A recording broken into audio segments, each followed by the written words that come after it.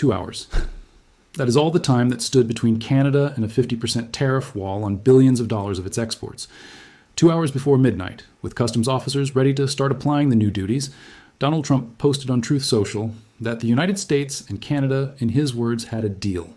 No formal signing, no joint press conference, just a late-night announcement, timed almost to the minute, that pulled the two countries back from the edge of a trade rupture that had been building for months.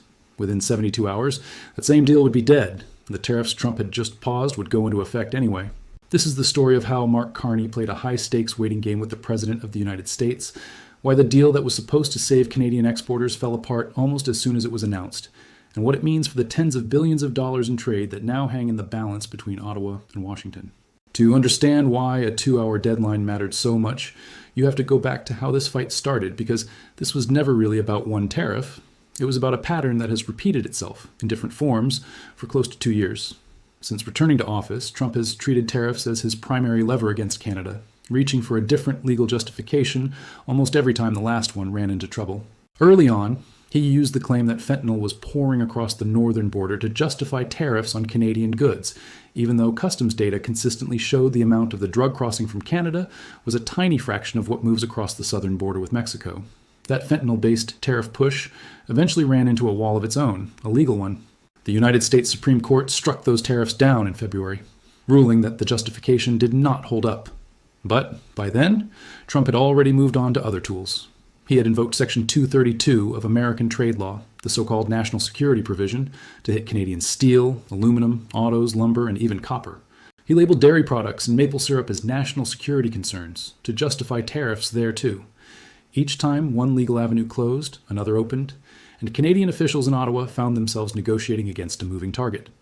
It helps to remember the scale of what is actually at stake here before we go further, because numbers like $20 billion can sound abstract until you place them against the full relationship. Canada and the United States trade close to $1 trillion in goods and services with each other in a normal year, and no two economies on the planet are more physically interlinked. A single car part can cross the Ontario-Michigan border 5 or 6 times before the finished vehicle ever reaches a dealership, passing through plants in Windsor, then Detroit, then back again, each crossing subject to whatever tariff regime happens to be in place that week. That is the backdrop against which every one of these tariff announcements lands. It is not two distant trading partners haggling over abstract percentages. It is a single deeply fused industrial system being pulled apart and pushed back together by policy decisions made, in some cases, with less than 2 hours' notice. If you're finding this kind of detailed, sourced breakdown useful, this is exactly the sort of story this channel exists to track, so consider subscribing now before we go further into how we got here. By the summer of last year, the target had grown considerably larger. In July, Trump sent letters to more than 24 trading partners, Canada among them, threatening a blanket 35% tariff on all Canadian goods that did not comply with CUSMA, the trade agreement binding Canada, the United States, and Mexico. The letter to Carney, posted publicly on Trump's own social media platform, warned that the tariff would take effect on August 1st, and that any Canadian retaliation would be met with even higher rates. Carney's office confirmed receipt of the letter, and the Prime Minister said publicly that Canada would keep negotiating toward the new deadline while, in his words, strengthening trade partnerships throughout the world. That last phrase was not filler. It was a signal delivered from Ottawa that Canada intended to build leverage outside its relationship with Washington, not just wait on American terms. That leverage-building strategy produced its own flashpoint just a few months later. In January of this year, Canada and China struck a new trade arrangement that opened Chinese markets to Canadian agricultural products and reduced tariffs on some Chinese electric vehicles entering Canada.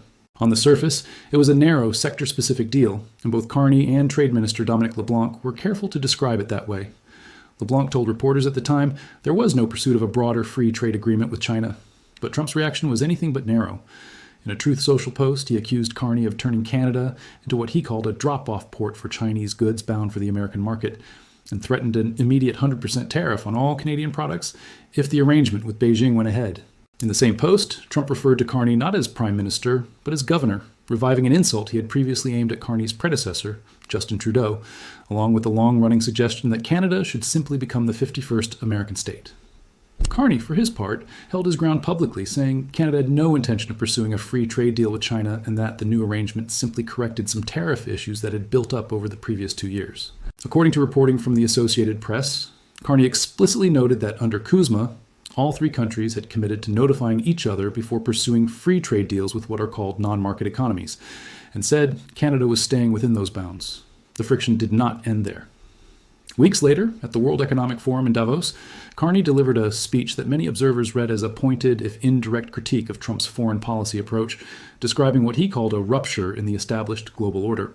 According to Axios, the speech was widely regarded as one of the defining addresses of that year's forum, and it visibly irritated Trump, who suggested afterward that Carney had been ungrateful. It was against that backdrop of rising tension, insults traded across the border, and a genuine question about whether Canada was drifting from its traditional alignment with Washington, that the two governments entered the summer of this year, still without a durable, comprehensive trade agreement. The old wounds from the steel and aluminum fights, the auto tariffs, and the alcohol bans that several Canadian provinces had imposed in retaliation for earlier rounds of American tariffs were all still open.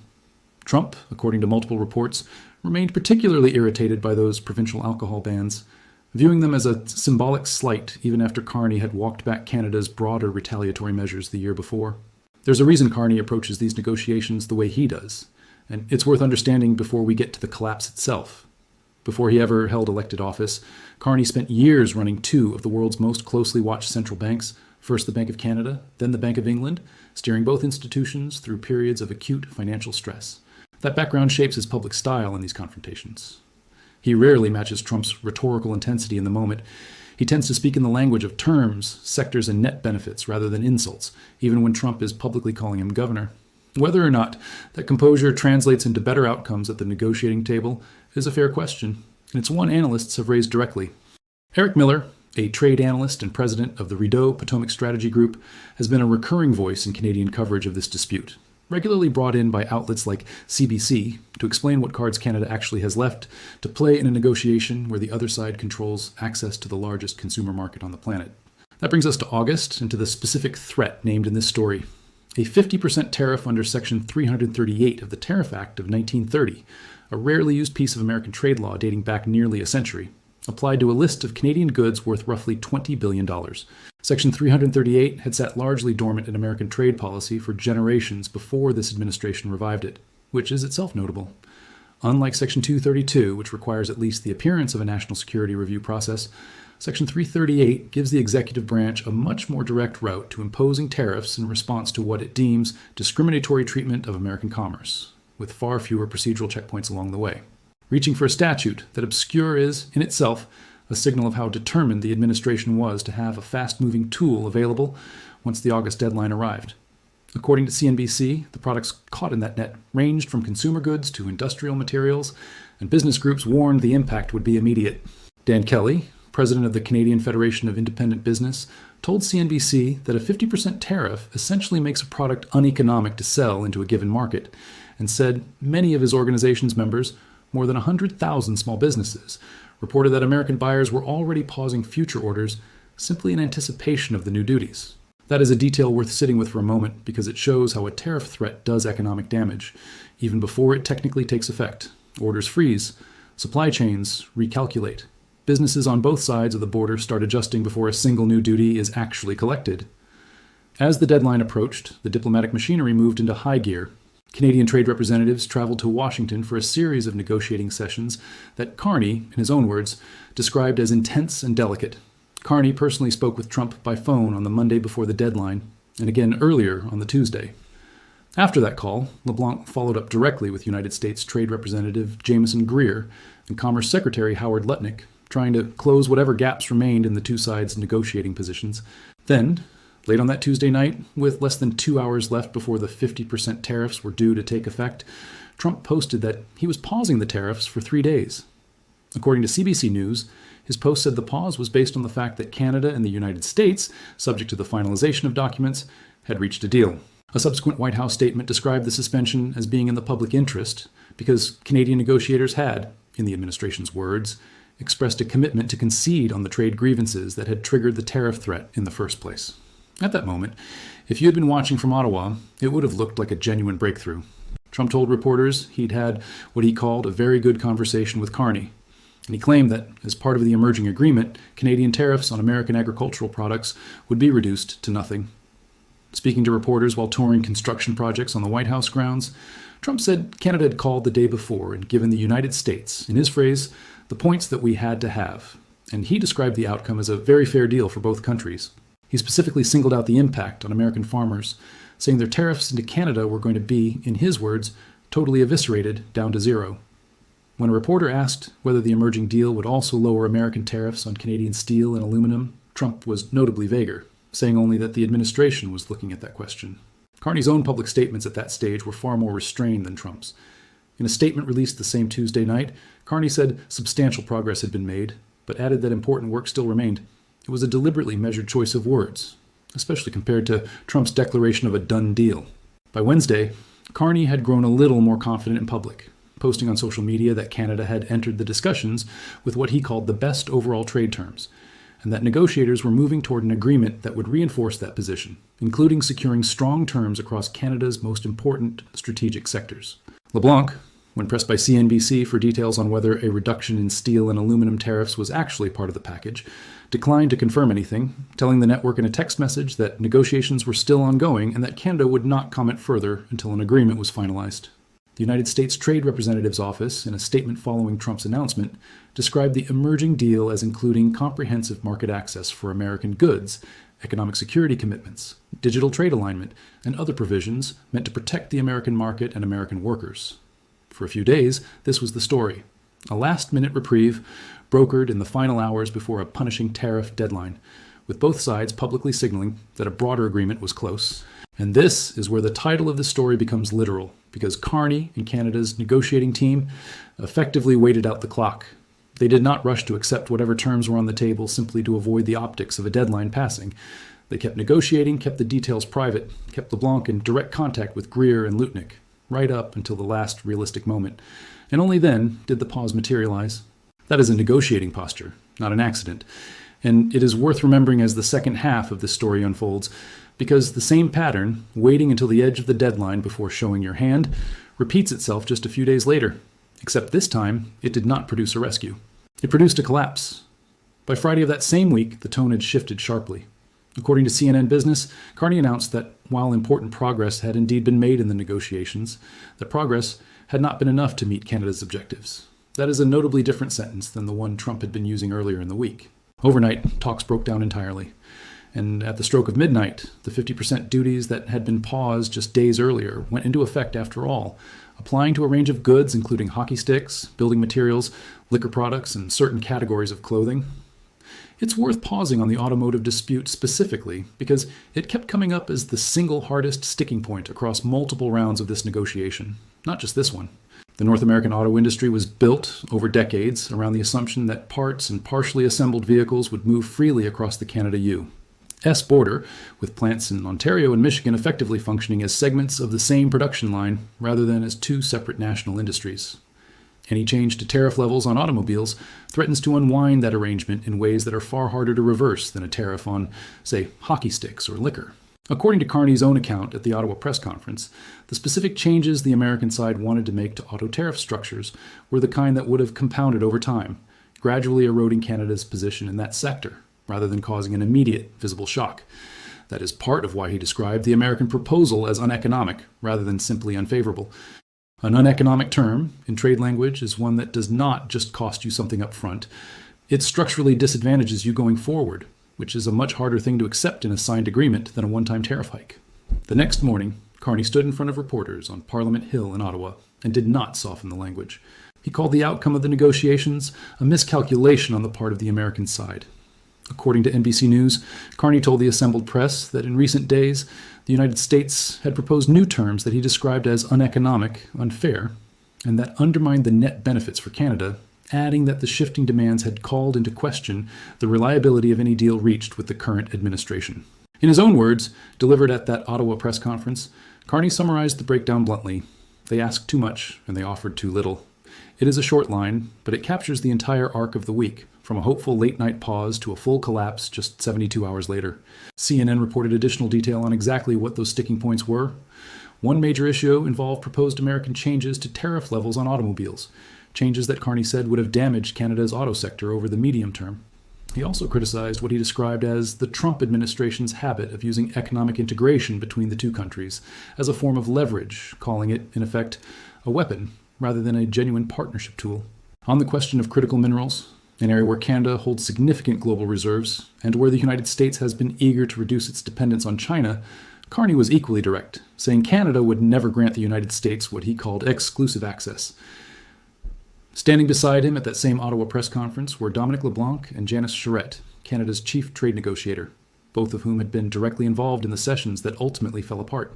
Carney told reporters that Canada had not been willing to compromise its sovereignty or undermine its key industries simply to close a deal on Washington's terms. It is worth being fair to both sides of this account, because Canada was not simply the passive party in these talks. According to CNN's reporting, Canada had in fact offered real concessions as part of the package under discussion, including the removal of retaliatory measures that had been put in place the previous year and the return of American alcohol products to shelves in Canadian provinces that had pulled them during the earlier trade dispute. Those were not trivial offers. The alcohol bans, in particular, were the specific irritant that Trump had reportedly continued to resent even after Carney rolled back Canada's broader retaliatory tariffs. So this was not a case of Canada refusing to move at all. It was a case of Canada moving on some fronts while drawing a hard line on others, particularly automotives and critical minerals, and the United States, according to Carney's account, declining to accept what he characterized as sensible economic terms in return. The scale of what actually went into effect is smaller than the headline threat might suggest, and it's important to be precise about that, because exaggerating the size of a story is exactly the kind of thing that erodes trust in this kind of reporting. CNN's analysis placed the value of the newly effective tariffs at roughly $20 billion worth of goods imported from Canada into the United States, which works out to something in the neighborhood of 5% of the total value of everything the United States imports from Canada in a typical year. On their own, according to that same analysis, these particular tariffs are unlikely to meaningfully affect American consumers directly, especially compared with other pressures already squeezing household budgets, like elevated gas prices. The real significance of this moment is not the $20 billion itself. It's what that $20 billion represents, the reigniting of a trade war between two countries that share the longest bilateral trading relationship on Earth, after weeks of signals suggesting the opposite was about to happen. Carney did not simply absorb the new tariffs. Within the same Saturday press conference in Ottawa, he announced that Canada would respond, matching the American measures, in his words, dollar for dollar. According to reporting from The Hill and CNN, Canada's retaliatory tariffs are set to begin on September 8th and will target a specific list of American sectors, including steel, dairy products, home appliances, agricultural equipment, pulp, paper, and electronics. That is a broad basket, deliberately spread across industrial and consumer goods, which suggests Canada's negotiators are aiming for a countermeasure that is felt widely across the American economy, rather than concentrated in a single sector. It's worth remembering, too, that this was not the first time in recent years that steel and aluminum specifically had been at the center of a Canada-U.S. flare-up.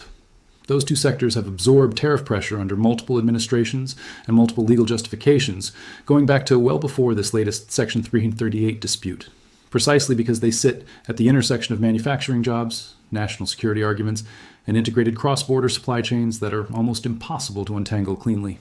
Every time tariffs land on Canadian steel or aluminum, downstream American manufacturers who rely on that Canadian metal in everything from construction to appliance manufacturing absorb higher input costs almost immediately, which is part of why business groups on the American side, not just the Canadian one, have periodically pushed back on these measures too. Before we get into how the provinces reacted, if you want to understand this relationship as it keeps evolving, rather than catching it after the fact in some highlight reel months from now, subscribing is the simplest way to make sure the next chapter of this actually reaches you. The reaction from within Canada itself was not uniform, and that nuance matters, because this is not simply a story of one national government facing off against another. It is also a story of Canadian federalism in action, with provincial leaders weighing in publicly, sometimes with more enthusiasm than others. Ontario Premier Doug Ford posted on social media that the Prime Minister had his full support for what Ford called a strong response, tariff for tariff, dollar for dollar, and said Canada needed to stand more united than ever. British Columbia Premier David Eby struck a more resigned but still supportive tone, saying on social media that Canada didn't ask for this fight but would keep fighting for as long as it takes. Alberta Premier Danielle Smith offered a notably different emphasis. She wrote that no one benefits from a trade war, and said Alberta would continue advocating for what she called a strong tariff-free relationship between Canada and the United States, a subtly more conciliatory framing than either Ford's or Eby's statements, and a reminder that Alberta's energy-dependent economy has its own specific stakes in keeping cross-border trade as friction-free as possible. So where does that leave things as of this recording? The formal picture is this. A 50% tariff under Section 338, covering roughly $20 billion of Canadian exports, is currently in effect.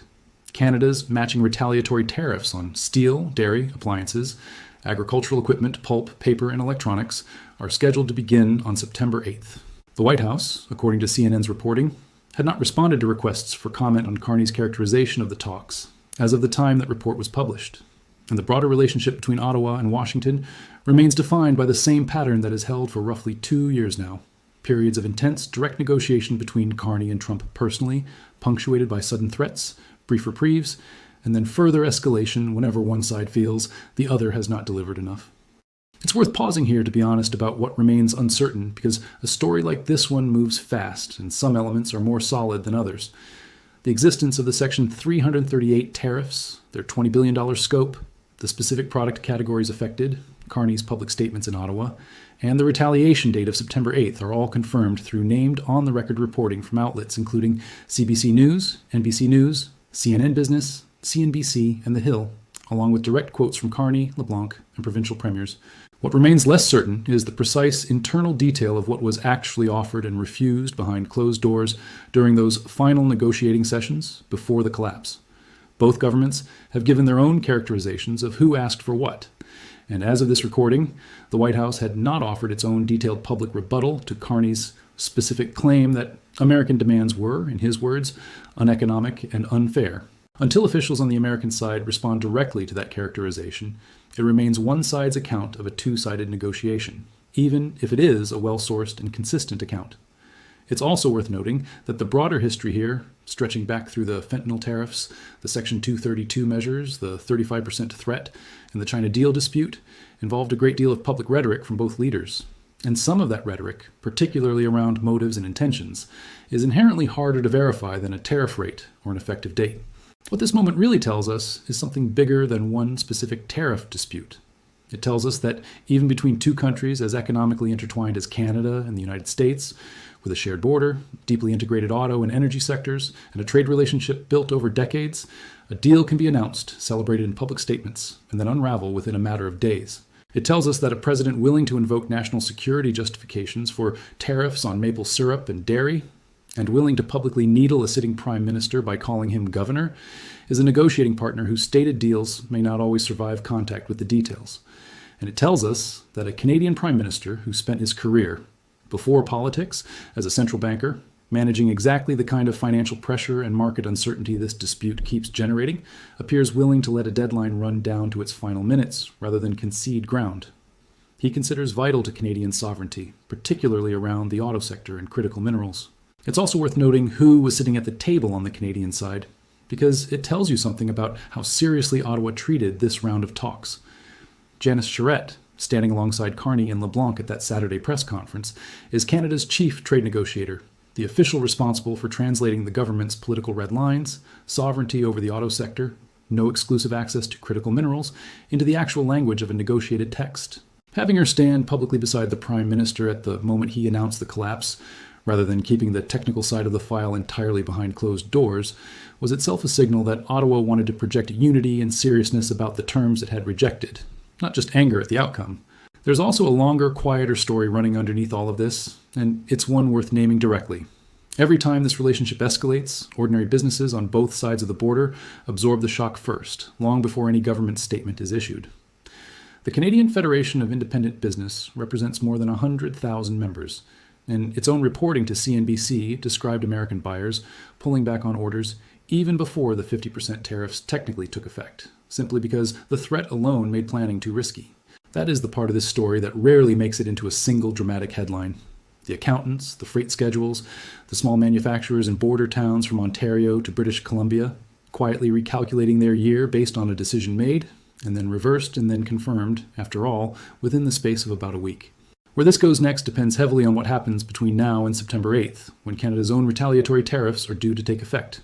If the two sides return to the table before that date, there is precedent from the pause announced in the middle of this very saga for a last-minute reprieve.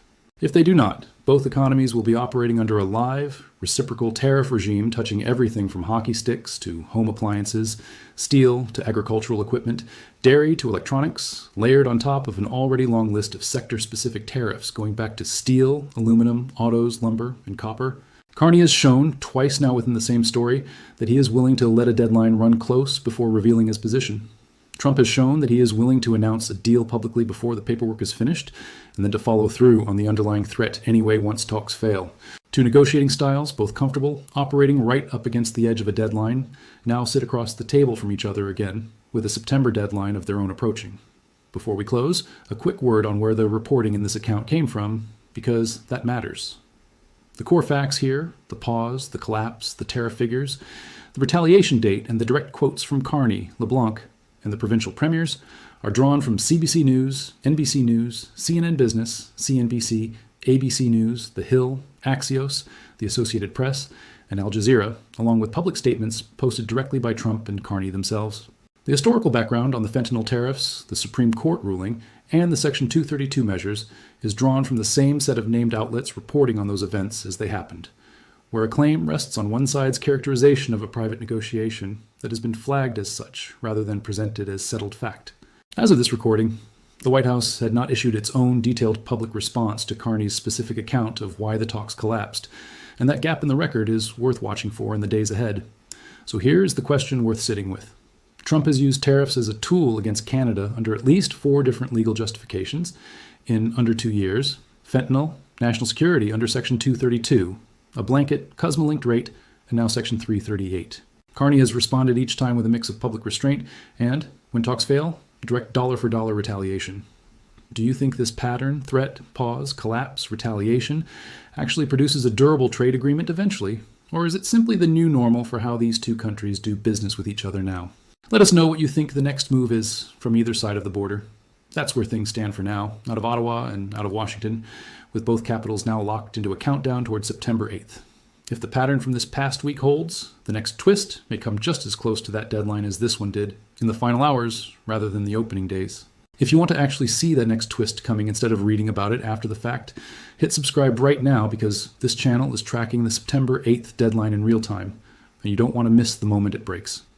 Second, if this kind of grounded, source-by-source breakdown of a fast-moving story is what you came here for, turn on notifications, because the next update on this trade fight could land with just as little warning as the one you just heard about. And third, if you've made it this far, you already know this channel does not deal in speculation dressed up as certainty. So subscribing means the next verified update, whenever it lands, comes straight to you instead of getting buried in the noise. Thanks for watching, and we'll see you in the next one.